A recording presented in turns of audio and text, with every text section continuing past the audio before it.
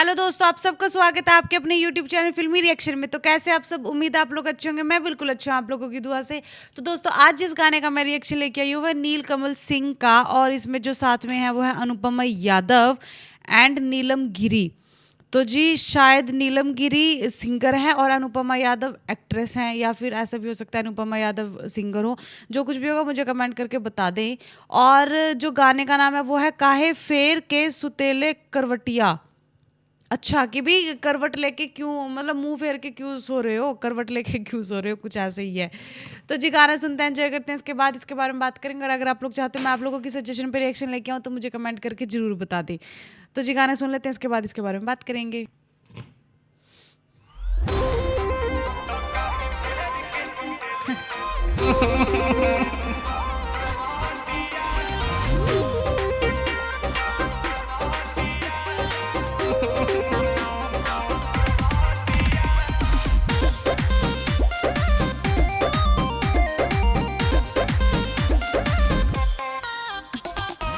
दर्द से मरतानी बड़ी कहरतानी, चीनी के बोरा लेखा कोरा में धरतानी। ए हमर रसगुल्ला ए कहि चादर के खटिया। अच्छा तो काहे फेर के सुतेलु करवटिया, कि काहे फेर के सुतेलु करवटिया।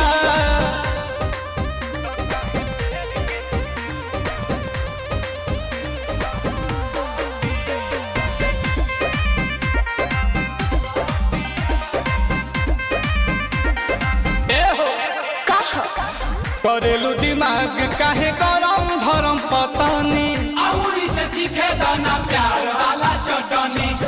जब फीलिंग जागे लगला मांगे काहे ताले ताले, मलकारी हैया ये हो सैया तानी कहले कहले। घूमी घूमी मारेलू भूलटिया, होखे लगी भौजी हौलटिया। आ काहे फेर के सुतेलू करवटिया,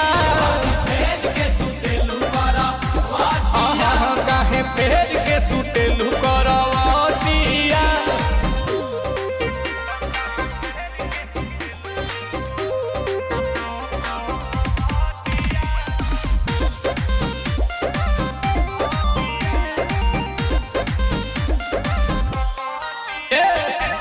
आसुपिरियांसु पतुआद बदरू सेलू, भीतरी से गच बारू परे से घुसेलू।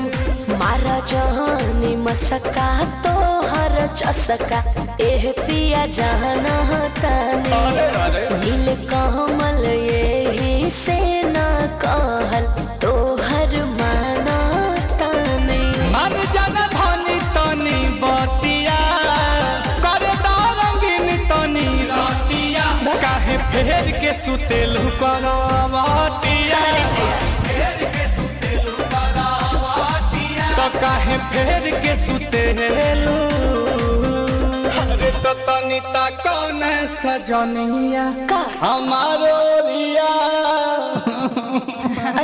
तो जी बहुत अच्छा गाना था। लड़के को बहुत कंप्लेन है अपनी वाइफ से, मतलब नीलकमल सिंह को, कि भी एक खाट है एक चद्दर है तो क्यों करवट लेके सोती है। तो जी बहुत अच्छा गाना था, बहुत अच्छी लिरिक्स थी, बहुत अच्छी आवाज़ है नीलकमल सिंह की। जो लड़की के एक्सप्रेशन थे वो बहुत अच्छे थे, बहुत अच्छे डांस स्टेप्स से, सब कुछ बहुत अच्छा था, म्यूज़िक बहुत अच्छा था। मुझे गाना बहुत अच्छा लगा। आप लोग कैसे लगा प्लीज़ कमेंट करके जरूर बताएं। और जब वो वैसे कर रहे थे ना वो बहुत क्यूट लग रहे थे, मतलब जैसे पता लगता है ना कि जैसे छोटे बच्चे करते हैं वैसे करने की एक्टिंग कर रहे थे। लेकिन बड़ापन, जब कोई बड़ा इंसान ऐसा करता है तो बहुत क्यूट लगता है। तो नीलकमल सिंह बहुत अच्छे लग रहे थे। लड़की जो, मतलब जो एक्ट्रेस थी, उनकी ड्रेसिंग सेंस बहुत अच्छी लग रही थी, बहुत खिल रही थी। और जब वो सीढ़ियों पे बैठी हुई थी ना, वो सीन बहुत अच्छा लग रहा था मुझे। जब वो सब सारे अपने देवरों के बीच में, सब लड़कों के बीच में बैठी हुई थी, बहुत अच्छी लग रही थी। आप लोग कैसे लगा ये गाना प्लीज़ मुझे कमेंट करके जरूर बताइए। इसी के साथ मैं इस वीडियो को यहीं पे करती हूँ खत्म। मिलते हैं नेक्स्ट वीडियो में, तब तक के लिए अपना ख्याल रखें। जिन्होंने चैनल को सब्सक्राइब नहीं किया चैनल को जरूर सब्सक्राइब करें। Tata bye by.